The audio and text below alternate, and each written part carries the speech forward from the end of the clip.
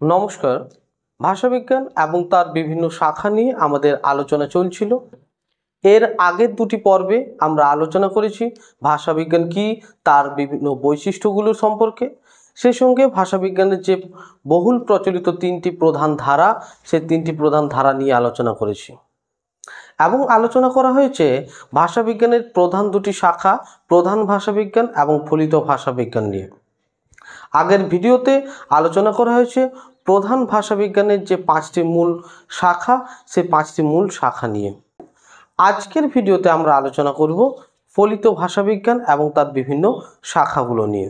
ভাষাবিজ্ঞানের যে শাখায় ভাষার সঙ্গে সমাজের সম্পর্ক এবং বিদ্যাচর্চার ক্ষেত্রে ভাষার সঙ্গে সেগুলির পারস্পরিক সম্পর্ক বিচার বিশ্লেষণ করা হয়, তাকেই বলা হয় ফলিত ভাষাবিজ্ঞান। এই যে ফলিত ভাষাবিজ্ঞান বললাম, এই ফলিত ভাষাবিজ্ঞান মূলতভাবে অনেকগুলো শাখা রয়েছে। বহুল প্রচলিত যে শাখাগুলি, সেই শাখাগুলি হলো 6টি। তাহলে ফলিত ভাষাবিজ্ঞানের যে শাখা, সেই শাখাগুলি কি কি? তাহলে আমরা লিখব ফলিত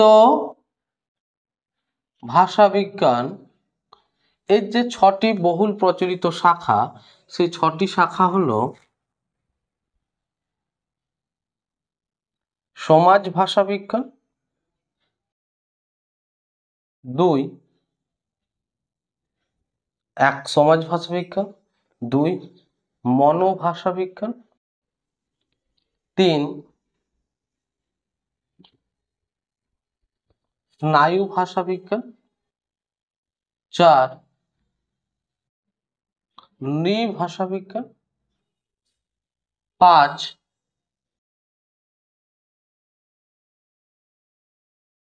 শৈলী ভাষাবিজ্ঞান এবং 6 নম্বরে আমাদের থাকছে অভিধান ভাষাবিজ্ঞান। আজকের ভিডিওতে আমরা এই সমাজ ভাষাবিজ্ঞান কি, সমাজ ভাষাবিজ্ঞানের বিভিন্ন ভাগ এবং শাখাগুলো সম্পর্কে আলোচনা করব। এখন তাহলে প্রশ্ন আসে, সমাজ ভাষাবিজ্ঞান কি? ভাষাবিজ্ঞানের যে শাখায় সমাজ এবং ভাষার পারস্পরিক সম্পর্ক নিয়ে আলোচনা করা হয়, তাকে বলা হয় সমাজ ভাষাবিজ্ঞান। অর্থাৎ সমাজে ভাষা কিভাবে কাজ করে বা ভাষার উপর সমাজের প্রভাব কিভাবে পড়ে, তাই নিয়ে আলোচনা করে এই সমাজ ভাষাবিজ্ঞান। এখন এই যে আমরা ভাষা ব্যবহার বা ভাষার প্রভাবের কথা বললাম, এটা কিন্তু বক্তার উপর নির্ভর করে, শ্রোতার উপর নির্ভর করে, আবার আমরা কোন উপলক্ষে কথাটা বলছি তো সেই হিসাবেও নির্ভর করে আমাদের এই ভাষার ব্যবহার। সুতরাং এই যে আমরা সমাজ ভাষাবিজ্ঞান বললাম, এই সমাজ ভাষাবিজ্ঞানকে আমরা আবার তিনটি ভাগে ভাগ করি। 1 নম্বর হলো বর্ণনাত্মক সমাজ ভাষাবিজ্ঞান,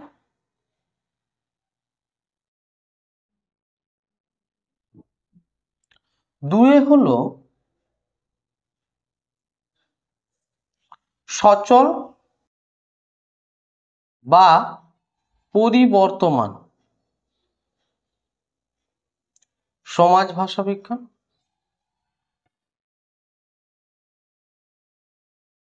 এবং 3 নম্বর রইল প্রয়োগমূলক সমাজ ভাষাবিজ্ঞান।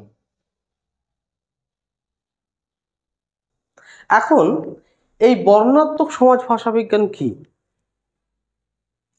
সমাজে আমরা যখন কোনো একটা ভাষা ব্যবহার করি বা কোনো একটা ভাষার রীতি ব্যবহার করি, সেক্ষেত্রে আমাদের ভাষা ব্যবহারের ক্ষেত্রে বেশ কিছু পরিবর্তন বা ভিন্নতা লক্ষ্য করা যায়। সেটা হতে পারে বক্তার উপর নির্ভর করে বা শ্রোতার উপর নির্ভর করে, কিংবা আমাদের উপলক্ষ অনুযায়ী। মোটামুটিভাবে আমরা 3টা বিষয়কে লক্ষ্য করে আমাদের ভাষার ব্যবহারটা পরিবর্তন লক্ষ্য করা যায়। 1 হলো বক্তা, 2 হলো শ্রোতা এবং 3 হলো উপলক্ষ। এখন আমরা যে ভাষার রীতি ব্যবহার করে থাকি, সেটা আমাদের এই যে বক্তা এবং শ্রোতা, তাদের লিঙ্গ, সামাজিক অবস্থা, তাদের শিক্ষিত কিনা, এই সমস্ত বিষয়ের উপর নির্ভর করে পরিবর্তন হতে থাকে। যেমন ধরো, তুমি কোনো বাচ্চা বা শিশুর সাথে যেভাবে কথা বলো, বড়দের সাথে কি সেভাবে কথা বলো না। সুতরাং তুমি ব্যক্তি হলে একই, কিন্তু যখনই তোমার শ্রোতা বদলে যাচ্ছে, তোমার ভাষা ব্যবহারটা বদলে যাচ্ছে। আমরা ছোটদের সাথে ভালোবাসার সহিত আমরা আদর করে কথা বলি, আবার বড়দের সাথে আমরা শ্রদ্ধা নিয়ে কথা বলি। আমরা আমাদের যদি প্রতিবেশীদের সাথে কথা বলি, তখন আমরা সৌজন্য বা শিষ্টাচার নিয়ে কথা বলি। আবার আমাদের বন্ধুদের সাথে যখন কথা বলি, তখন আমরা কেমনভাবে কথা বলি, খুব একটা নিকটস্থ বাক্য ব্যবহার করে আমরা কথা বলি। সুতরাং আমাদের এই যে ভাষার ব্যবহার, এই ভাষার ব্যবহারটা আমি যেমন বক্তা হিসেবে পরিবর্তন হয়, সেরকম আমি কাকে কথাগুলো বলছি বা আমার ভাষার শ্রোতাকে, সেটার উপরও নির্ভর করে। আবার শ্রোতা একজন কি অনেকজন আছে, সেটার উপরও নির্ভর করে আমাদের ভাষার ব্যবহার। সুতরাং আমাদের এই যে ভাষার ব্যবহার বা আমরা ভাষা কেমন ব্যবহার করব, সেটা ডিপেন্ড করে এই বক্তা এবং শ্রোতার উপর। সেই সঙ্গে আরেকটা বিষয় হলো উপলক্ষ। এখন এই উপলক্ষ বিষয়টা কি? দেখো, তুমি যখন বাড়িতে থাকো, তখন তুমি যেরকমভাবে কথা বলো, তুমি যখন বিদ্যালয়ে বা কোনো শিক্ষা প্রতিষ্ঠান বা তোমার চাকুরি ক্ষেত্রে যখন থাকো, সেখানে কিন্তু সেভাবে কথা বলো না। সুতরাং আবার যদি আমরা বলি, সভা সমিতির ভাষা, আদালতের ভাষা, কোনো একটা প্রতিষ্ঠানের ভাষা, প্রত্যেকটা ক্ষেত্রে যে ভাষার ব্যবহার, সে ভাষার ব্যবহারের পরিবর্তন লক্ষ্য করা যায়। সুতরাং এটাও আমরা বলতে পারি, স্থান বিশেষে বা উপলক্ষ বিশেষে আমাদের ভাষার ব্যবহারের যে রীতি বা ভাষা যে রীতি, সেটাও পরিবর্তন হয়। সুতরাং আমাদের ভাষা ব্যবহারের ক্ষেত্রে এই তিনটা বিষয় খুবই গুরুত্বপূর্ণ। একটা হলো বক্তা, আরেকটা হলো শ্রোতা, আরেকটা হলো উপলক্ষ। এখন আমরা নির্দিষ্ট উপলক্ষে, অর্থাৎ একটি নির্দিষ্ট উপলক্ষে আমরা ভাষার একটি নির্দিষ্ট রীতি ব্যবহার করে থাকি। যেমন ধরো, তুমি বাড়িতে যখন তুমি কথা বলছো, তখন তুমি ভাষার একটা রীতি ব্যবহার করছো। আবার তুমি যখন স্কুলে বন্ধুদের সাথে বা শিক্ষিকা বা শিক্ষকদের সাথে কথা বলছো, তখন একটা রীতি তুমি ব্যবহার করছো। এই যে তোমার স্থান পরিবর্তন বা জায়গা পরিবর্তনের সাপেক্ষে তোমার যে ভাষা ব্যবহারের পরিবর্তন লক্ষ্য করা যাচ্ছে, এই যে স্থান পরিবর্তন, একে বলা হচ্ছে রেজিস্টার। অর্থাৎ এখানে আমরা একটা বিষয় খুব ভালোভাবে বুঝতে পারছি, কি রেজিস্টার, অর্থাৎ যে উপলক্ষ অনুযায়ী, তাহলে কি রেজিস্টার, অর্থাৎ যে উপলক্ষ অনুযায়ী কোনো একটি উপভাষার যে ভাষারীতি পরিবর্তন হয় বা বদলে যায়, তাকেই বলা হয় রেজিস্টার। অর্থাৎ আমরা বাড়ির ক্ষেত্রে যে ভাষারীতি ব্যবহার করা হয়, সেটা হচ্ছে বাড়ির ভাষা। শিক্ষাক্ষেত্রে যেটা ব্যবহার করে, সেটা হচ্ছে শিক্ষাক্ষেত্রের ভাষা। এবার আসি, আরো দুটি টার্ম এখানে রয়েছে। একটি হয়েছে কোড এবং আরেকটি হচ্ছে কোড সুইচ বা কোড বদল। এই দুটো টার্ম তোমাদের জানা প্রয়োজন। কোড কি? অর্থাৎ আমি এই যে কথা বললাম যে কোনো একটি উপলক্ষ অনুযায়ী ভাষার ব্যবহার বা একটা নির্দিষ্ট আমরা ভাষা রীতি ব্যবহার করি। অর্থাৎ আমি যদি বলি বাড়িতে আমি যে ভাষার রীতিটা ব্যবহার করি, তাহলে সেই যে ভাষার রীতিটা, সেটাই হলো কোড। অর্থাৎ কোনো একটি বিশেষ উপলক্ষ অনুযায়ী আমরা কোনো একটি উপভাষার যে ভাষা রীতিটাকে ব্যবহার করি, তাকে বলা হচ্ছে কোড। তাহলে বোঝা গেল কোড কি। আবার আমার যখন উপলক্ষ পরিবর্তন হয়, তখন আমাদের এই ভাষার রীতিটাও পরিবর্তন হয়। এই যে উপলক্ষ পরিবর্তনের সাথে সাথে ভাষার রীতির যে পরিবর্তন, তাকে বলা হয় কোড বদল। আশা করি এই তিনটা বিষয় তোমরা বুঝতে পারলে। তো এই হলো আমাদের বর্ণনাত্মক সমাজ ভাষা বিজ্ঞান। এবার রয়েছে সচল বা পরিবর্তমান সমাজ ভাষা বিজ্ঞান। সচল বা পরিবর্তমান সমাজ ভাষা বিজ্ঞান নিয়ে আলোচনা হওয়ার আগে তোমাদের কাছে একটা ছোট্ট অনুরোধ, আমাদের ভিডিও যদি ভালো লেগে থাকে, অবশ্যই ভিডিওটি লাইক করো এবং বন্ধুদের সাথে ভিডিওটি শেয়ার করে রাখো।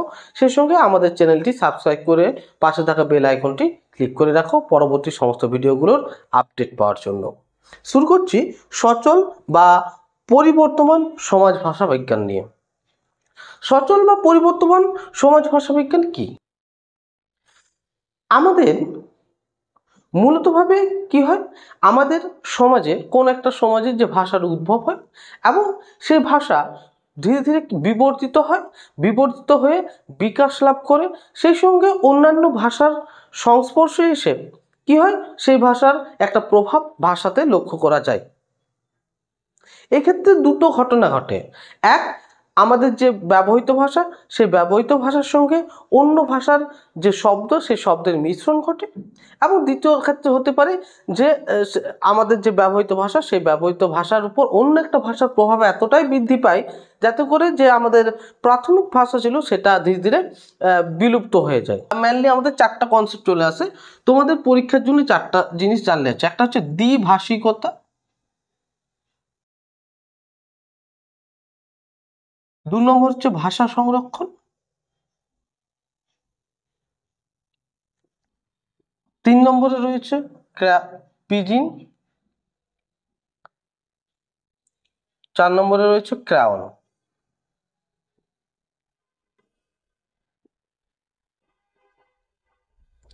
দ্বিভাষিকতা কি না, যখন কোনো একটি বিশেষ ভাষাগোষ্ঠীর মানুষ অন্য একটি ভাষার সংস্পর্শে আসে বা সম্পর্কে আসে, তখন দেখা যায় দুটি ভাষাই সমান্তরালভাবে থেকে যায়। এই যে দুটি ভাষা সমান্তরালভাবে থেকে যায়, একেই বলা হয় দ্বিভাষিকতা। যেমন ধরো, আমরা এই যে বাংলা কথা বলি, আমাদের বিভিন্ন ক্ষেত্রে আমরা এই বাংলার সাথে সাথে খুব বেশি ইংরেজি কথা বলে ফেলি। এই যে বাংলার সাথে সাথে ইংরেজি ভাষাটাও বা ইংরেজি শব্দগুলো আমরা ব্যবহার করি, এইটাকেই বলা হয় দ্বিভাষিকতা বা বাইল্যাঙ্গুয়ালিজম। ঠিক আছে, আশা করি দ্বিভাষিকতা কি বোঝাতে পারলাম। এবার আসি ভাষার সংস্করণ বা সংরক্ষণ।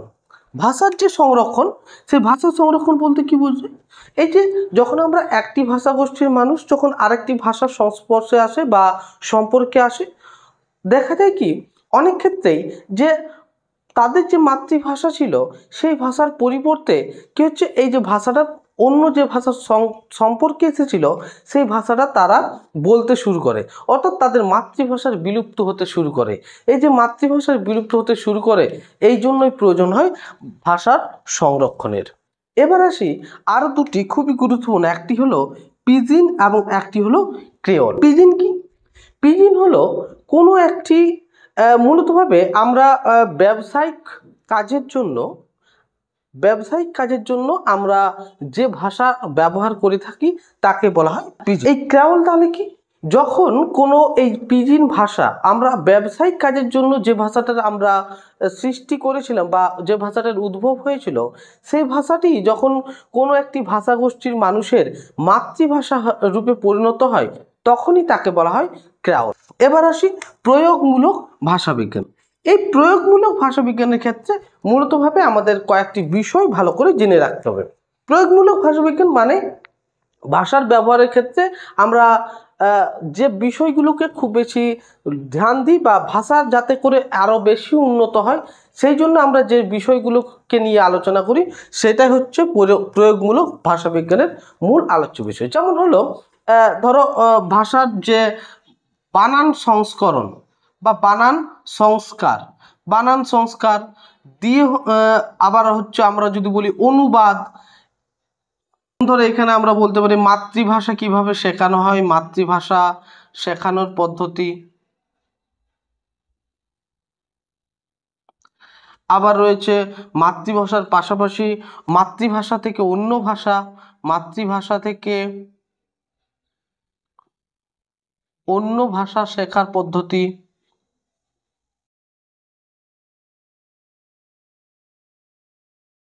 এই সব নিয়ে আলোচনা করে প্রয়োগমূলক সমাজ ভাষা বিজ্ঞান। আশা করি এই সমাজ ভাষা বিজ্ঞান কি এই সমস্ত বিষয়গুলো নিয়ে বুঝতে পেরেছো। এর পরের ভিডিওতে আমরা এই বাকি যে 5টি ভাগ রয়েছে এই 5টি ভাগ নিয়ে আলোচনা করব। ধন্যবাদ।